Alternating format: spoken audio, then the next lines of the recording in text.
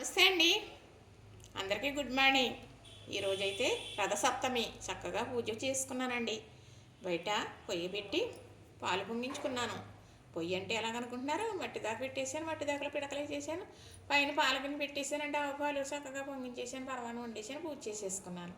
మనసు ఉంటే కూడా మార్గం ఉంటుందండి. ఇలాగే చేయాలి అలాగే చేయాలని దేవుడు చెప్పాడండి కదా. అన్నీ మనం పెట్టుకున్నాయే. ఎలాగుంటే అదేనండి గొప్ప పూజ. నేను చేశాను, చేసినవి పెడుతున్నాను. అవసరం అనుకుంటే చూడండి, ఇప్పుడు వంకాయ పచ్చడి కూడా చేసేస్తున్నానండి. వంకాయ పచ్చడి కావాల్సిన ఐటమ్ ఇక్కడ పెట్టుకున్నాను. మినపప్పు, శనగపప్పు, జీలకర్ర, వెల్లుల్లి రెమ్మలు, పచ్చిమిర్చి, అలాగే వంకాయలు పెద్దవి అన్నమాట. తెచ్చారు పచ్చి పులుసు కానీ మా వారు. నేను ఒక్కదాన్ని ఏం చేసుకొని పచ్చడి చేసేస్తే అన్నంలోకి టిఫిన్లోకి బాగుంటుంది కదా. చక్కగా ఇదిగోనండి చింతపండు కూడా ఇక్కడ పెట్టుకున్నాను, తగినంత ఉప్పు పెట్టుకున్నాను, నూనె కూడా ఇక్కడ పెట్టుకున్నాను. ఇవన్నిటితోటి పచ్చడి చేసేస్తాను. ఎలా చేసేస్తానో చూడండి, పెట్టేస్తాను. అంతే. చూసారనుకో ఇలాగే కదా ఇంతే కదా అనుకుంటారు, చేసుకుంటారండి. ఎవరన్నా సరే నేను చేసి చేసుకోవాలన్నదే నా ఒక తాపత్రయం అండి.